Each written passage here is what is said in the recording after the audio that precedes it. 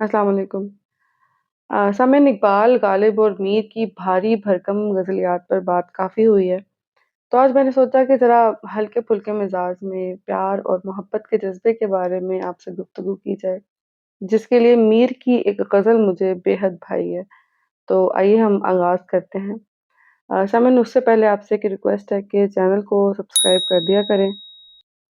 और इसके अलावा अगर आप किसी गज़ल या नज़्म की तशरीह की वीडियो चाहते हैं, तो कमेंट्स में अपनी फ़रमाइश बयान कर दें। हमारी अगली चंद वीडियोज़ आपकी फ़रमाइश पर ही मबनी होंगी। ज़ख्म झेले, दाग भी खाए बहुत, दिल लगाकर हम तो पछताए बहुत। सामईन, महबूब की तो अदा यही होती है कि अपने चाहने वालों को सताए, नाज़ दिखाए, आज़माए और मुहिब यानी जो मोहब्बत करने वाला है। मुझे आशिक लफ्ज़ थोड़ा ओवर यूज़्ड लगता है, तो मैं इसलिए मुहिब का लफ्ज़ इस्तेमाल कर रही हूँ। तो जो मुहिब है वो भी ये तमाम अदाएँ खुले दिल से कबूल करता है, सराहता है। मोहब्बत के आगाज़ में बदन से मीठी हवा के झोंके टकराते महसूस होते हैं। अपना वजूद हवाओं में झूलता महसूस होता है। दुनिया का हर नज़ारा, अच्छा हो या बुरा, मोहब्बत करने वाले को दिलफ़रेब महसूस होता है।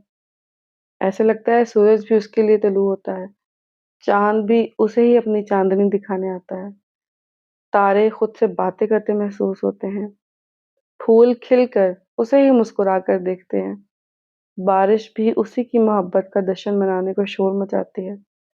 परिंदे भी उसकी मोहब्बत के गीत गाते हैं। ये तो थी आगाज़ मोहब्बत की बात।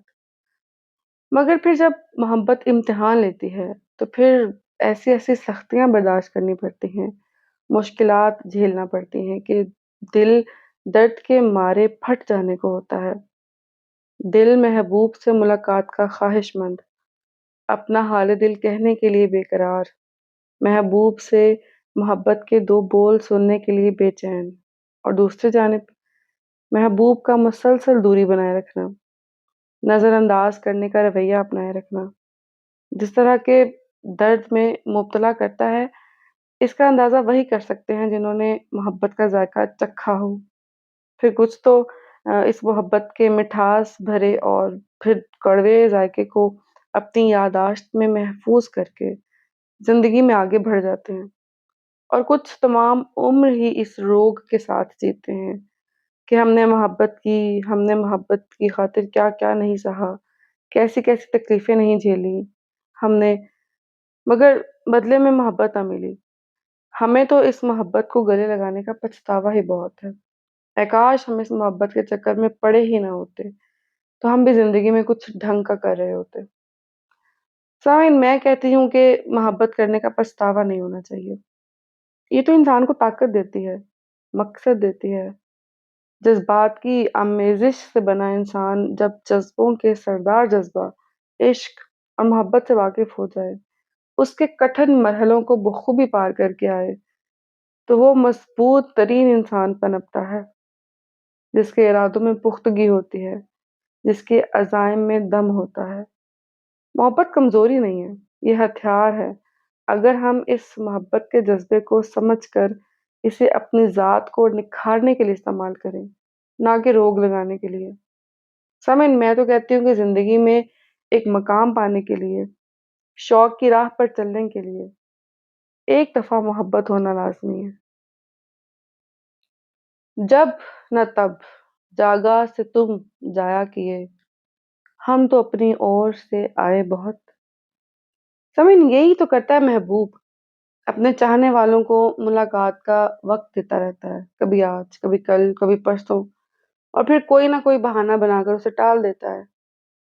महबूब से मुलाकात की खातिर उसका जो मुहिब है, वो एतबार करता है, हर बार जाता है, हर बार इंतज़ार करता है और हर बार नाउम्मीद लौट आता है और अगली बार फिर जाने के लिए तैयार रहता है।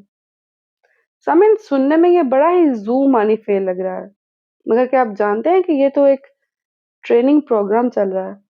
कैसे? आइए समझते हैं।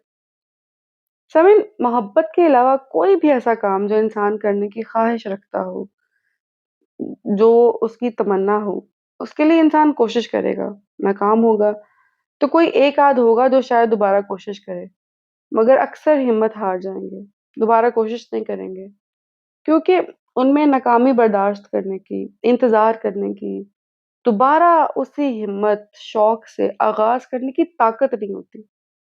مگر وہ شخص جو محبت کا ذائقہ محسوس کر چکا ہو، محبت میں مار کھا چکا ہو، دھتکارا جا چکا ہو، انتظار کی سولی پر لٹک چکا ہو، محبت میں گر گر کر دوبارہ اٹھ چکا ہو، وہ زندگی کے کسی بھی موڑ پر بڑے سے بڑے امتحان کا مقابلہ کر سکتا ہے، کیونکہ اس کی ٹریننگ اس کے عشق نے کر دی ہے۔ سامعین، عشق کو روگ نہ سمجھیے، اپنا انداز فکر بدلیے اور عشق کو طاقت جانیے۔ وہ ستندر سرتاج کا پنجابی میں ان کے کچھ شعر میں آپ سے عرض کرتی ہوں۔ پتجھڑ جسنوں جچ گئی او سب جھر جان گے، ਉਹਨਾਂ ਨੂੰ ਫਿਰ ਲੋੜ ਨਾ ਰਹੇ ਬਹਾਰਾਂ ਦੀ। ਇਸ ਮੌਸਮ ਨੂੰ ਇਸ਼ਕ ਦੇ ਰੁਤਬੇ ਦੇਣ ਲਈ ਕੋਸ਼ਿਸ਼ ਹੈ ਸਰਤਾਜ ਜਿਹੇ ਫਨਕਾਰਾਂ ਦੀ। ਜਿਉਂ-ਜਿਉਂ ਗੁਜ਼ਰੇ ਦਿਨ ਇਹ ਤਿਉਂ ਤੋਂ رنگ بدلے، لک چھپ روحاں رنگدا کوئی للاری ہے۔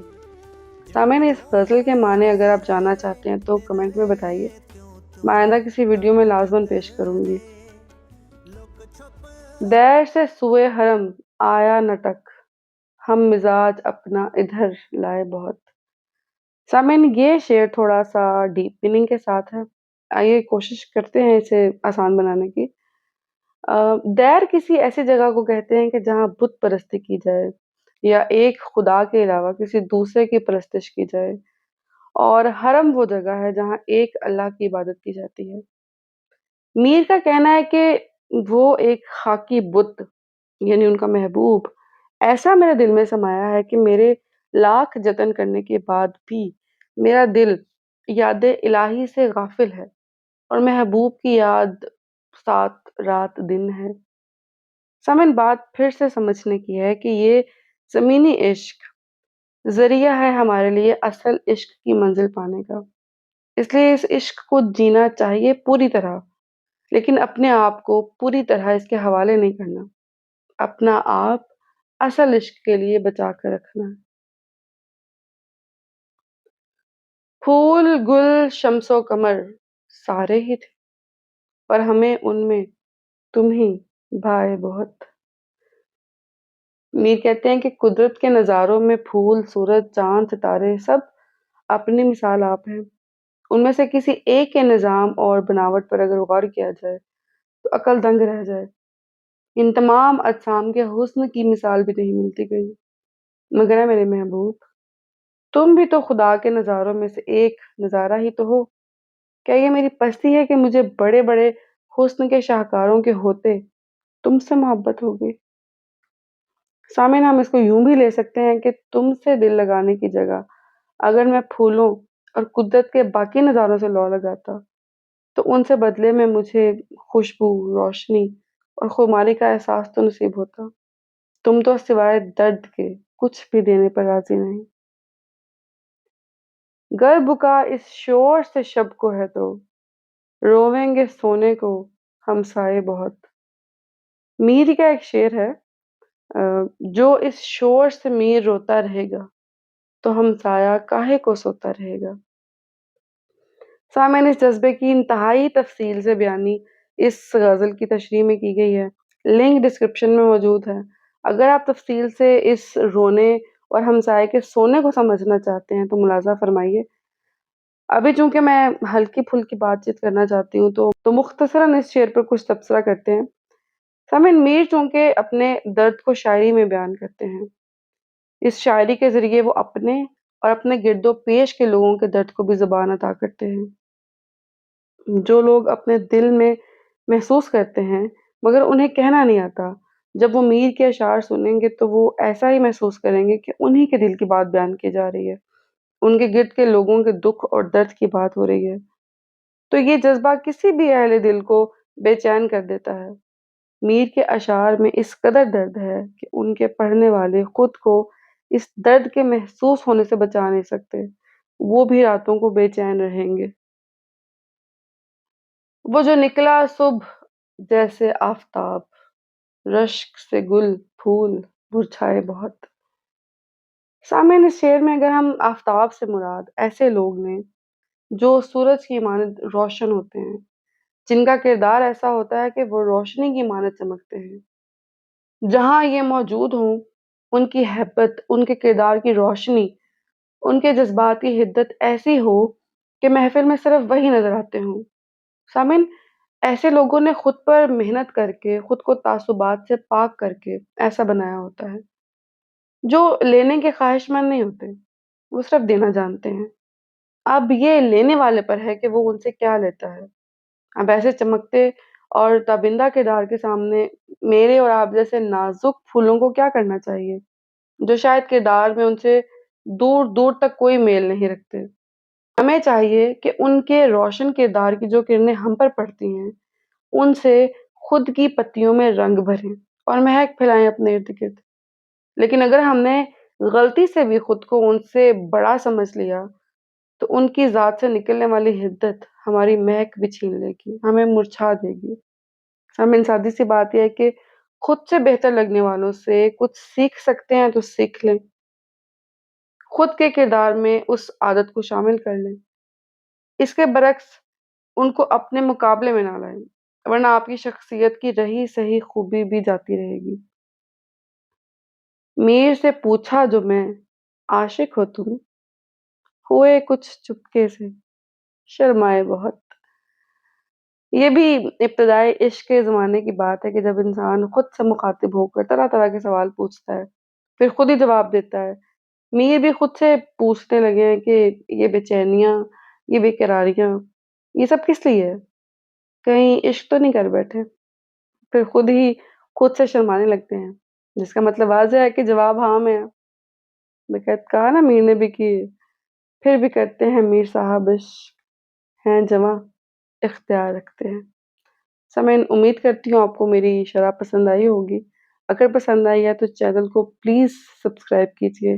اجازت دیجیے۔ خدا حافظ۔